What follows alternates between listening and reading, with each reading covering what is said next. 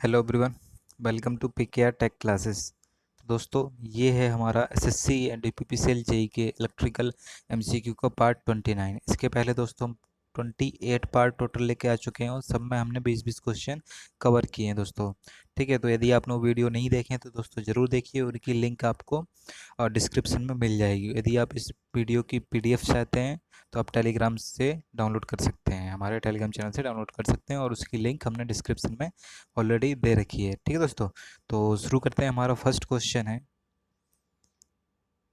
The equivalent capacitance seen between terminal A and B of the circuit in figure is. हमें इस circuit में ए and B के बीच में क्या इक्विवेलेंट कैपेसिटेंस बताना है। ठीक, तो दोस्तों सबसे पहले मैं आपको एक फॉर्मूला बता दूं। जब पैरेलल में कनेक्ट होते हैं कैपेसिटर, तो उनका इक्विवेलेंट कैपेसिटेंस क्या होता है? सी इक्वल टू होता है C1 + C2 + C3।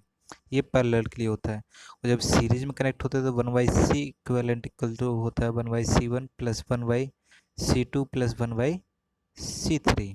ठीक, जबकि रेजिस्टेंस के लिए क्या होता है? रेजिस्टेंस के लिए होता है किसमें? पहले देखें हम पैरेलल में होता है 1/R equivalent equal to R1 R2 1/R3। ये किसके लिए होता है? ये होता है पैरेलल के लिए। अब देखते हैं हम सीरीज के लिए क्या रेजिस्टेंस क्या होता है? R equal to R1 + R2 + R3। मतलब रेजिस्टेंस का जस्ट उल्टा होता है कैपेसिटेंस में। और इंडक्टेंस में क्या होता है? रेजिस्टेंस की तरह सेम होता है। सीरीज के लिए होता है L equivalent equal to L1 + L2 + L3। Same parallel के लिए क्या होता है? 1/L1, sorry 1/L equal to 1/L1 1/L2 + 1/L3। ठीक, तो इसे समझ में आ गया होगा आपको। अब देखते हैं दोस्तों इस सर्किट में सबसे पहले हम यहाँ से शुरुआत करेंगे इस पार्ट से। ये दोनों किस में है? सीरीज में है। तो सीरीज में मैंने बताया आपको फॉर्मूला क्या होता है?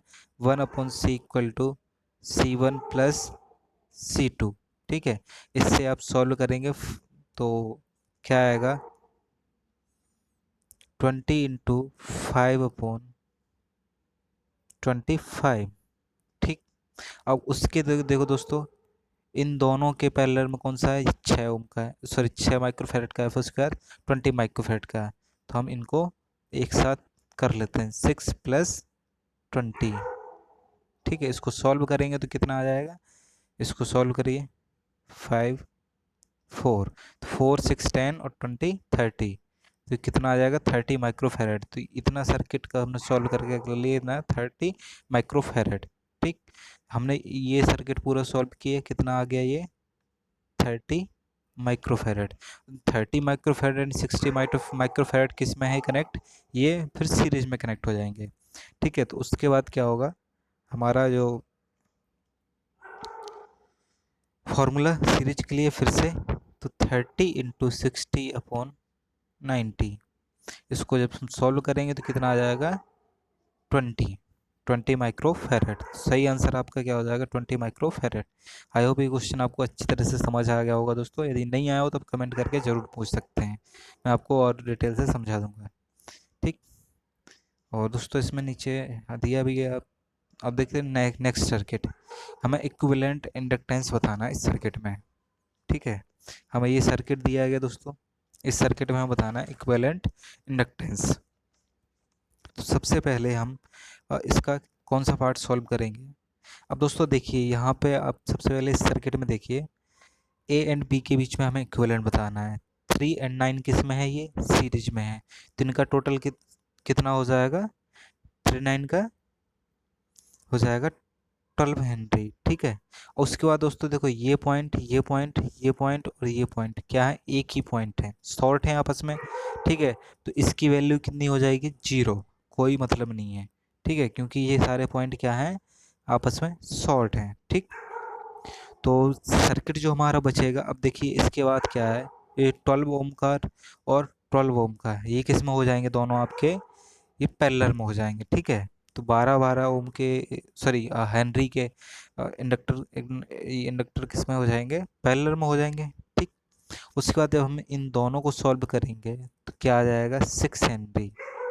ठीक है, तो हमारा सर्किट फिर बचा कितना हम देखते हैं। देखिए ये दोनों क्या शॉर्ट हैं, तो हम यहाँ पे ले लेंगे ए हेनरी। ठीक, अब देखिए इतना हमने सर्किट सॉल्व किया है ये पूरा, इसकी वैल्यू कितनी आ गई 6 हेनरी। कितनी वैल्यू आ गई इसकी 6 हेनरी आ गई है। ठीक है, ये दोनों पॉइंट क्या है शॉर्ट है। तो इस पूरे सर्किट की वैल्यू कितनी आई 6 हेनरी, और इसकी वैल्यू कितनी है 6 हेनरी है। हमें ये ए है और ये बी है, इस तरीके से सर्किट बन जाएगा आपका। ठीक है, तो अब इसके बाद हम देखते हैं 6 किस में पैरेलल में है। ठीक है, ये 4 का है, तो इन दोनों को सॉल्व करेंगे तो इसकी वैल्यू कितनी आ जाएगी 3 हेनरी। ठीक है, तो 3 और 4 किस में सीरीज में, तो 4 + 3 = 7 हेनरी, ये आपका इक्विवेलेंट इंडक्टेंस आ जाएगा। तो ऑप्शन ए सही है। ठीक है, question number 3, in this circuit of figure, if V2 is known to be 3 volt, find VL। हमें यहाँ पे दोस्तों V2 की वैल्यू दी गई 3 वोल्ट, तो हमें VL की वैल्यू फाइंड करनी है। तो VL और ये यहाँ पे जो दोनों हैं ये किस में है सीरीज में, सॉरी पैरेलल में है। ठीक है, तो जितनी वैल्यू इसकी होगी उतना ही वैल्यू इसकी होगी, तो VL = 5V2। ठीक है, तो 5 × 3 कितना आ जाएगा 15 वोल्ट। सही आंसर आपका क्या आ जाएगा 15 volt. Question number 4, question number 4 क्या है, what will be the peak power sir के शोन इन फिगर। हमें इसमें पीक पावर बतानी है। ठीक है, तो देखते हैं। अब चूंकि फॉर्मूला क्या होता है पावर का, P = energy consumption upon T.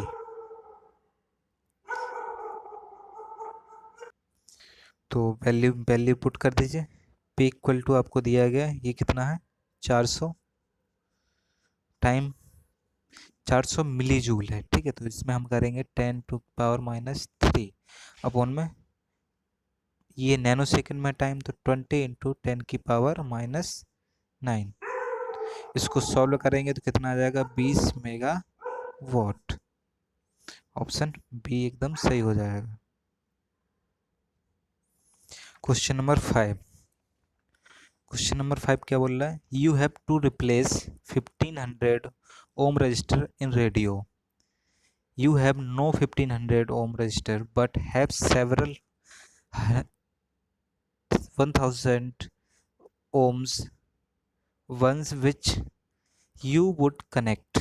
दोस्तों आपके पास क्या है, आपको 1500 ओम का रजिस्टर रिप्लेस करना है, लेकिन आपको 1500 ओम का रजिस्टर है नहीं, आपके पास क्या है 1000 ओम के रजिस्टर हैं। तो आप आ, इनको कैसे कनेक्ट करेंगे। ठीक है, तो एक बहुत ही सिंपल है क्वेश्चन है दोस्तों, ये आपको 1500 ओम चाहिए, तो आप हज़ार के हैं, तो आप इनको किस ऐसे कनेक्ट कर दीजिए। ठीक है, दो पैरेलल सॉरी एक सीरीज में और दो पैरेलल में। ठीक, तो आपकी इक्विवेलेंट वैल्यू कितनी आ जाएगी 1500 ओम। नेक्स्ट क्वेश्चन है question number 6, which of the following material has nearly zero temperature coefficient of resistance, मैग्नीन, porcelain, carbon, copper. तो दोस्तों सही आंसर क्या है हमारा मैग्नीन। मैग्नीन का क्या होता है टेम्परेचर कोफिशिएंट 0 होता है, मतलब लगभग लगभग 0 ही होता है। ठीक है, और मैग्नीन किस किस का कंपोजिशन होता है, कॉपर, मैग्नीज और निकल का। कॉपर की वैल्यू होती है 86%, मैग्नीज की होती है 12% एंड निकल की होती है 2% इसमें। ठीक, क्वेश्चन नंबर 7 क्या है, a current of 16 ampere divides between two branches in parallel of resistance 8 ohm and 12 ohm respectively. This current in each branch is, हमें बताना दोस्तों। तो सिंपल सा सर्किट बना लीजिए।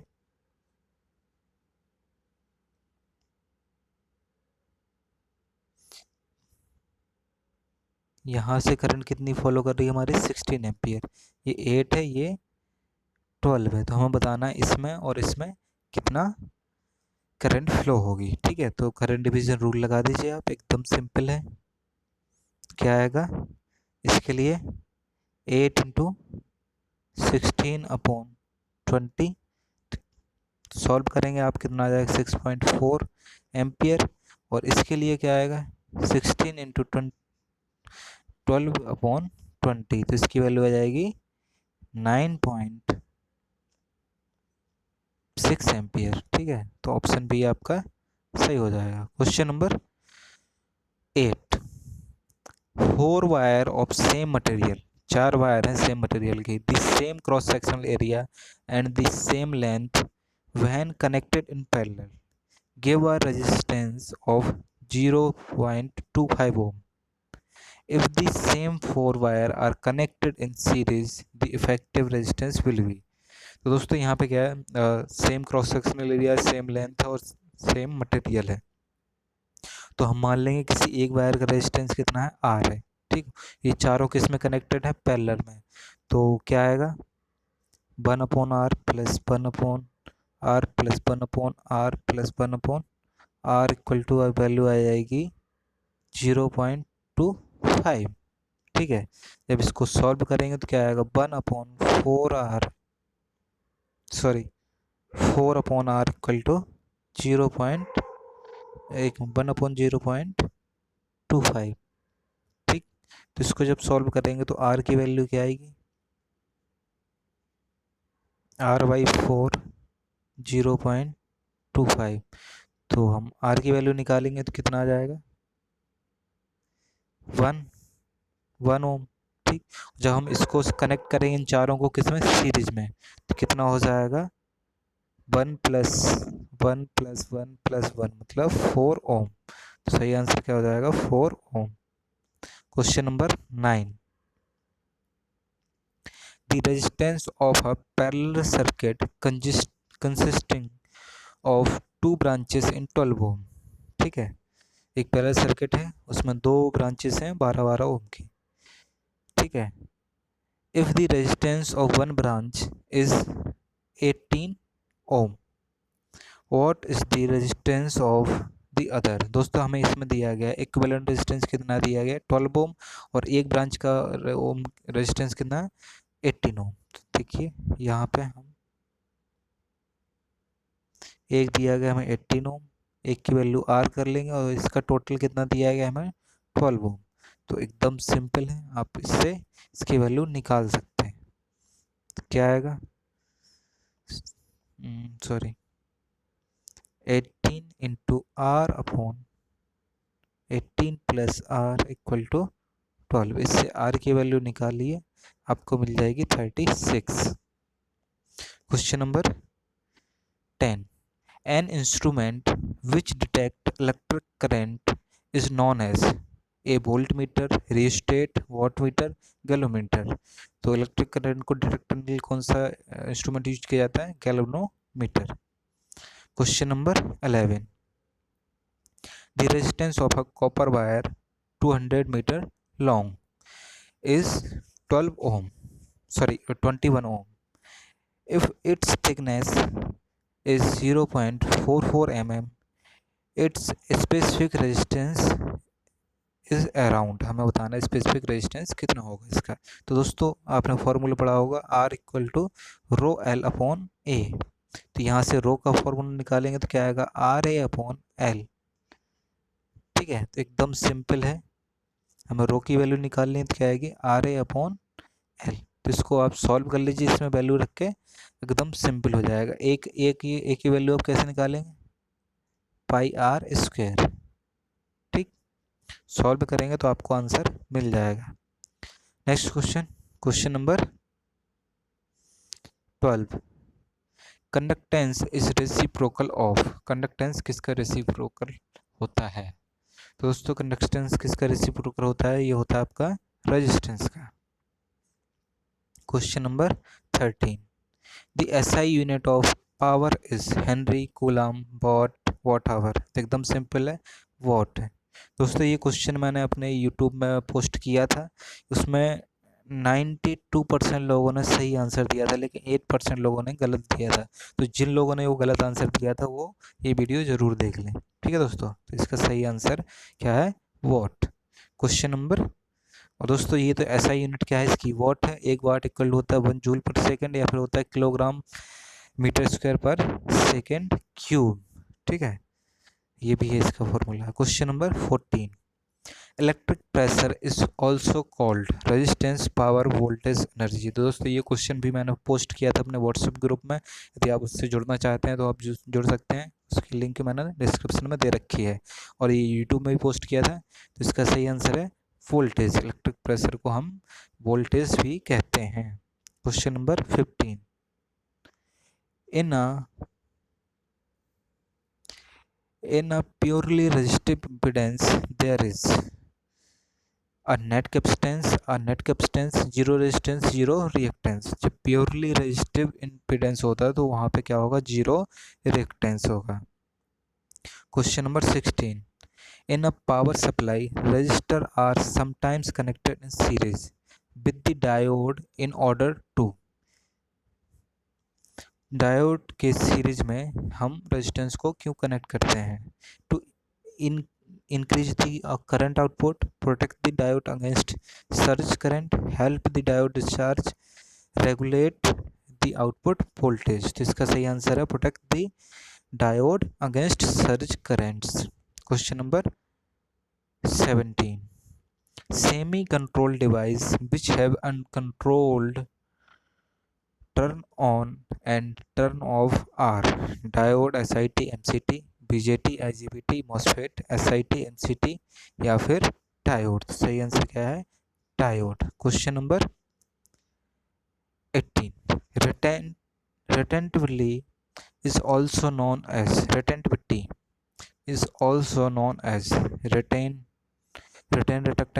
reluctance, residual magnetism, residual inductance, none of these। सही answer क्या है, residual magnetism. Question number 19, dissipation factor of a capacitance is measured by which bridge। तो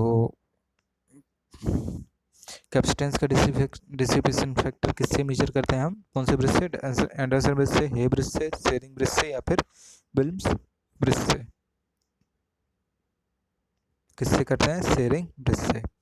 question number 20 and last question इस पार्ट का, the armature in an electrical machine is always a stator, always a rotor, either a stator or rotor, always a stator in a motor and rotor in a generator। तो दोस्तों इसमें सही answer क्या है, either a stator और rotor। तो दोस्तों ये थे 20 क्वेश्चन। आई होप ये वीडियो आपको पसंद आया होगा। दोस्तों यदि पसंद आया हो तो लाइक करिए और शेयर ज़रूर करिए अपने दोस्तों के साथ में। यदि आपने चैनल हमारा सब्सक्राइब नहीं किया है तो अब सब्सक्राइब जरूर कर लीजिए टेक क्लासेस को, और बेल आइकन पर भी क्लिक कर दीजिए ताकि आने वाले वीडियो की नोटिफिकेशन मिस ना हो। तो दोस्तों ये 29 पार्ट कवर हो चुके हैं, इसका एक पार्ट और आएगा इस सीरीज़ का, उसके बाद हम इस सीरीज़ बंद कर देंगे। यदि आप को और आगे आपकी डिमांड रहेगी तो हम ज़रूर लेकर आएंगे, ठीक है दोस्तों। तो कमेंट करिए भरपूर, और कोई सजेशन हो तो वो भी दीजिए। Thank you for watching, have a nice day. मिलते हैं दोस्तों नेक्स्ट वीडियो में।